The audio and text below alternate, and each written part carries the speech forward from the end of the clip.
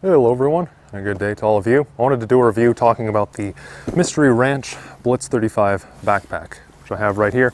I'm mostly going to be comparing this to my previous backpack. I use both of these for hunting. This is the Drago Tracker. Wanted to start off just to mention I am aware that these are two kind of completely different packs. This is just a kind of less than 1 day assault pack, and this is usually categorized as a 3-day pack. It's pretty arbitrary, but that is generally the classification they go by, so it's kind of easy to keep track of them that way. So I'm going to talk about them as well as a few other packs that I have here for comparison. May as well start with the main reason on why I switched from this Drago Tracker and some of the advantages that this Mystery Ranch backpack has over it. So I have a fair bit of usage on both this older Drago pack as well as on this newer Mystery Ranch. I've had this Mystery Ranch for about a year now. I've only heavily used it this past hunting season, so do keep that in mind. And for comparison, I've had this for about 6 years, and similarly I tend to only heavily use it during hunting season, though I do occasionally use it throughout the year as well, or used to anyway. So the biggest advantage that this Mystery Ranch backpack has is it does have a backer or a frame, a very lightweight one, which is all that I was really looking for. It just has kind of a polymer backer right here, which you also use, and I'll discuss later. You use that to adjust the height of the pack on your back as well.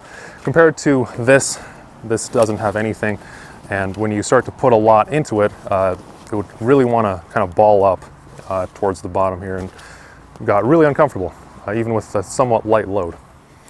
And this does also apply to Drago's bigger backpack as well. I believe this is called their Assault Pack, which I did just want to mention it's not just the one pack. So that one is a bit more comparable, as this is officially a 3-day pack.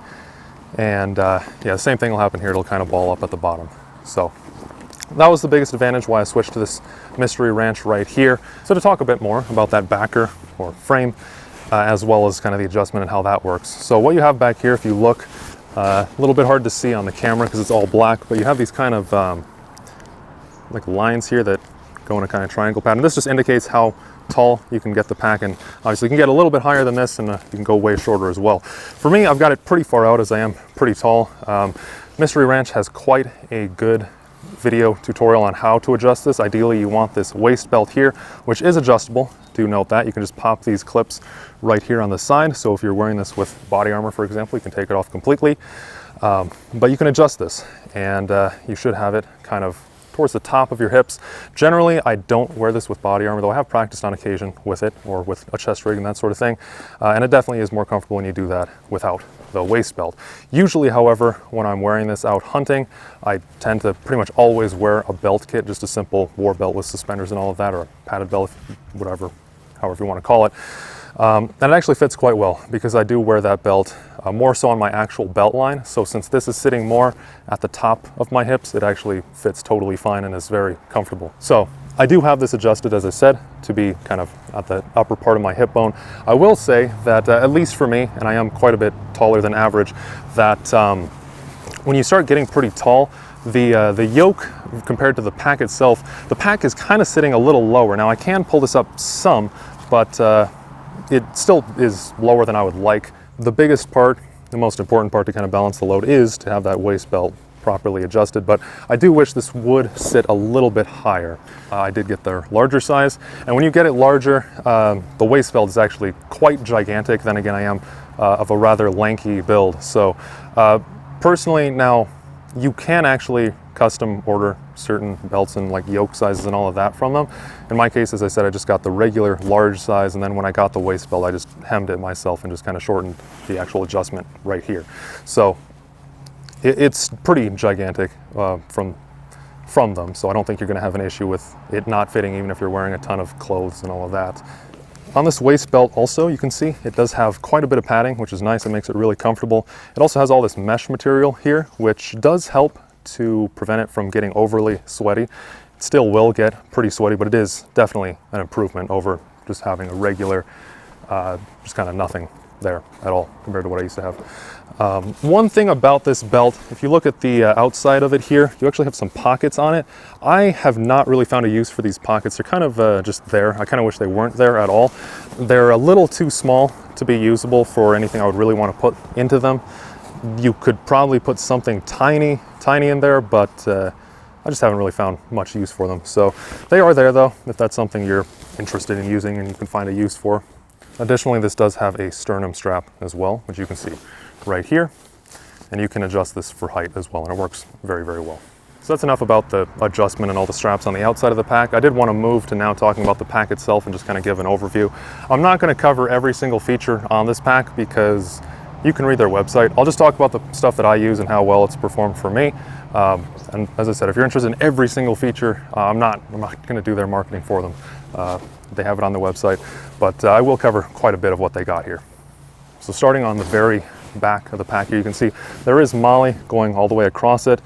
There is also MOLLE on the sides. Note that's only on the kind of upper portion, and then you do have built-in bottle holders here, which work quite well.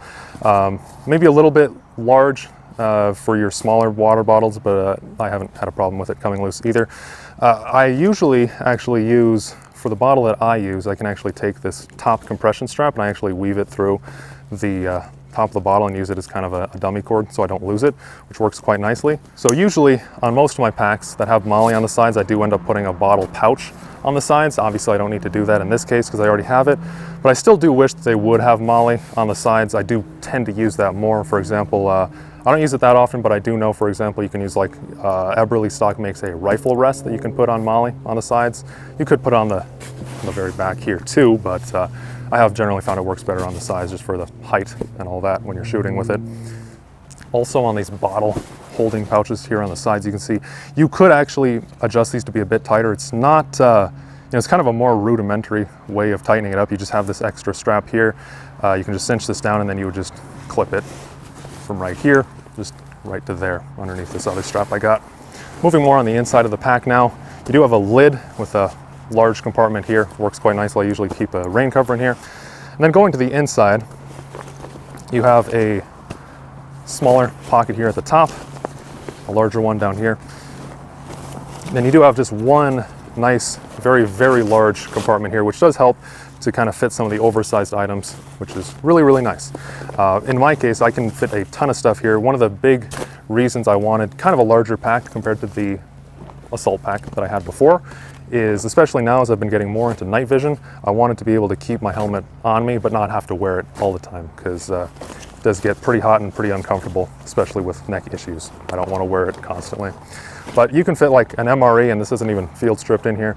You can fit the actual helmet in here, and I actually have this with a really large padded pouch in here, you can see, which I just tucked into the helmet itself, and it still all fits into the backpack. I would probably not actually carry it all the time with that large pouch, but just to show it does fit. And then I still have room for a ton more. I have goggles, I have a bunch of gloves in here, other hygiene items, etc. And there's still easily a lot more room to spare. So that's really, really good for all of my needs. I generally don't carry a huge amount when I'm out hunting. So I just really, for my uses, I just needed something that was slightly larger, mostly to fit the helmet. Speaking of the helmet, I do kind of wish maybe this would have a separate compartment for the helmet, because sometimes I might want to be carrying more food in the main compartment, and if I could put the helmet elsewhere, that might be nicer. But it works, and I haven't really ran into it being an issue with storage space thus far.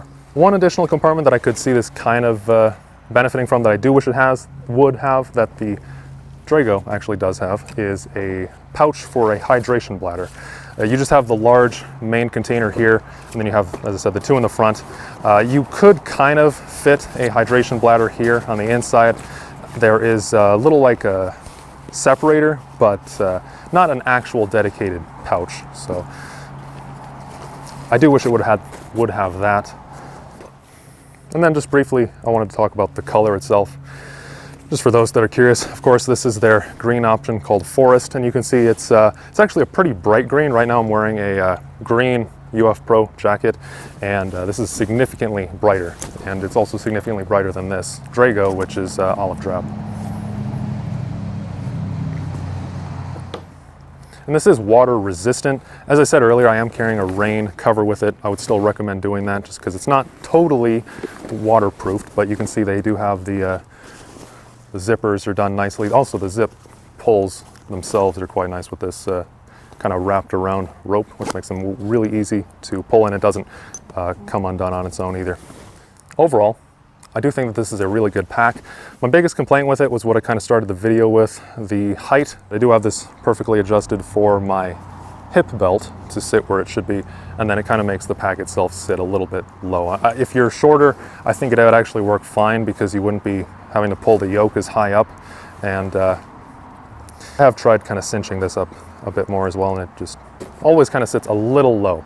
Now, I do think that's better than the alternative, and I did kind of want to end the video by talking about some alternative backpacks to consider. I was specifically wanting to avoid, I do have a Eberly stock half track right here, and one thing I was kind of wanting to avoid is I did notice with these really taller packs, granted you have a lot more space with them, but I noticed, and this isn't my backpack so it's not adjusted for me, I don't have a huge amount of time on it, but just when trying this out, trying to go prone and shoot with this on, it's kind of hard to pull your neck far back enough because this part right here will kind of hit into you.